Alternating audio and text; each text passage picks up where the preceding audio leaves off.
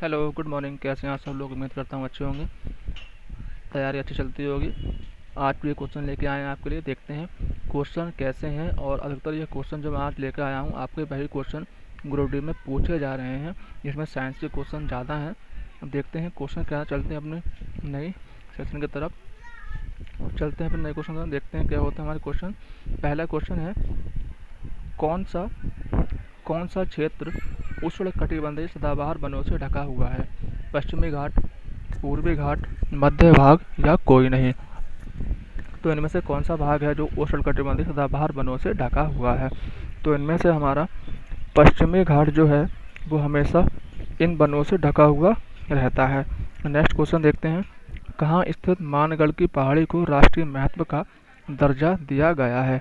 ये कहाँ दिया गया है? यह हमारी राजस्थान में स्थित है। ये मानगढ़ की पहाड़ी राजस्थान में है, जिससे राष्ट्रीय महत्व का दर्जा दिया गया है। नेक्स्ट क्वेश्चन है, किस राज्य का भरतौल गांव हर घर RO वाला गांव बना है? उत्तर प्रदेश, मध्य प्रदेश, असम और केरल? तो यह हमारा उत्तर प्रदेश है। उत्तर प्रदेश का बरेली जिले में ये आता है। RO वाला भरतौल गांव उत्तर प्रदेश के बरेली जिले में स्थित है, जो हर घर RO वाला गांव बना है। नेक्स्ट क्वेश्चन है, एक पुष्प में नर जनन अंग होता है क्या? एंथर, ओवेरी, अंडाशय या कोई नहीं? तो एक पुष्प में नर जनन अंग कौन सा होता है? तो यह हमारा एंथर होता है। नेक्स्ट क्वेश्चन है, आधुनिक आपत सिस्टम में धातुओं को कहाँ रखा गया है? आधुनिक आपत सिस्टम में धातुओं को कहाँ रखा गया है? दाईं ओर, बाईं ओर, बीच में या नीचे? तो आधुनिक आपत सिस्टम में धातुएं रखी जाती हैं वो हमारी बाईं ओर रखी जाती हैं। नेक्स्ट क्वेश्चन है, इनमें से कौन फ्लोएम का भाग नहीं है? इनमें से कौन फ्लोएम का भाग नहीं है? स्वीप ट्यूब, स्लीप पोर, फ्लोएम पैरेन्काइमा या बेसल्स? तो इनमें से फ्लोएम का भाग कौन सा नहीं है? वो है हमारा बेसल्स। ये बेसल जो है हमारा वो जाइलम का एक भाग है। नेक्स्ट क्वेश्चन है, जी का मान अधिकतम कहाँ होता है? जी का मान अधिकतम कहाँ पर होता है? विषुवत रेखा, कर्क रेखा, ध्रुवों पर या केंद्र पर? तो जी का मान अधिकतम होता है वो कहाँ होता है? ध्रुवों पर होता है। जी का मान जब ऊपर जाओगे तब भी घटेगा, नीचे जाओगे तब भी घटेगा। ये हमारा क्वेश्चन हो जाता है। नया क्वेश्चन हम देखें क्या है हमारा क्वेश्चन। आइए चलते हैं। एक तत्व का परमाणु क्रमांक 283 है। एक तत्व का परमाणु क्रमांक 283 है। इसकी संयोजकता क्या होगी? इसकी संयोजकता क्या होगी? सबसे पहले ये हमारा है क्या, ये देख लेते हैं। ये हमारा एल्युमिनियम है, जिसका परमाणु क्रमांक 13 होता है। इसकी संयोजकता कितनी होगी? इसकी संयोजकता हमारी 3 होगी। नया क्वेश्चन 3 होगी। इससे नया क्वेश्चन नेक्स्ट देखते हैं। पादप जगत का उभयचर किसे कहा जाता है? पादप जगत का उभयचर किसे कहा जाता है? ब्रायोफाइटा, टेरिडोफाइटा, जाइलम या अमीबा? तो पादप जगत का उभयचर कहा जाता है ब्रायोफाइटा को कहा जाता है। ब्रायोफाइटा को कहा जाता है। अगर आपसे पूछ ले कि घुमक्कड़ फर्न किसे कहा जाता है, तो ये हमारा एडी एटम को घुमक्कड़ फर्न कहा जाता है। नेक्स्ट क्वेश्चन है, भैंस का वैज्ञानिक नाम क्या है? बुबालस बुबालिस, अजियो भियासा, नेसू नेसू या मालवेसी बालोस? तो भैंस का वैज्ञानिक नाम हमारा बुबालस बुबालिस हो जाता है। नेक्स्ट क्वेश्चन है, रक्त समूह की खोज किसने की थी? रक्त समूह की खोज किसने की थी? तो यह हमारी कार्ल लैंडस्टीनर ने की थी। नेक्स्ट क्वेश्चन है, हाइड्रोजन की खोज किसने की थी? हेनरी कैवेंडिश, चार्ल्स लॉकायर, टिस्टले या बर्जेलियस?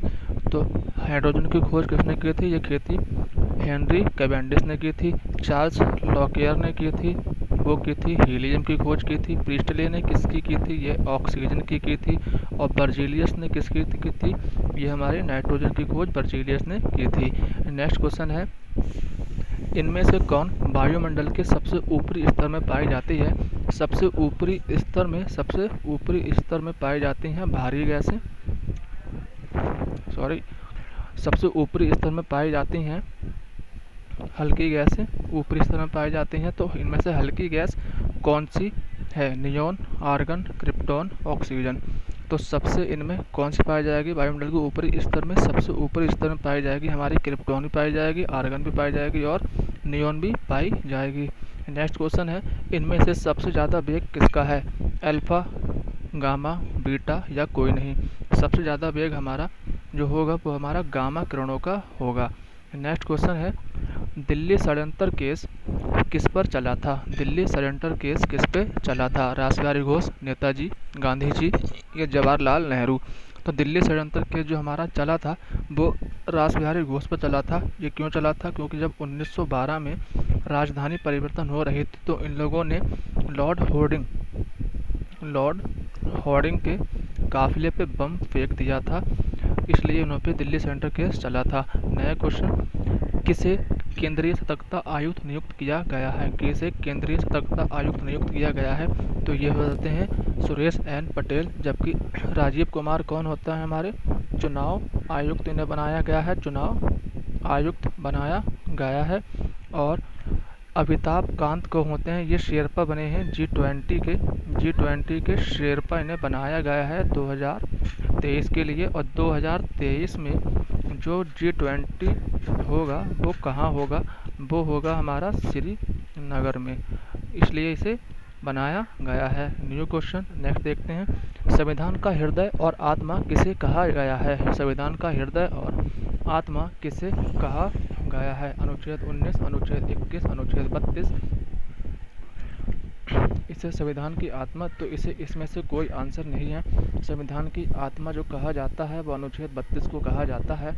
अनुच्छेद 19 जो है हमारा वो स्वतंत्रता से संबंधित है, स्वतंत्रता से संबंधित है।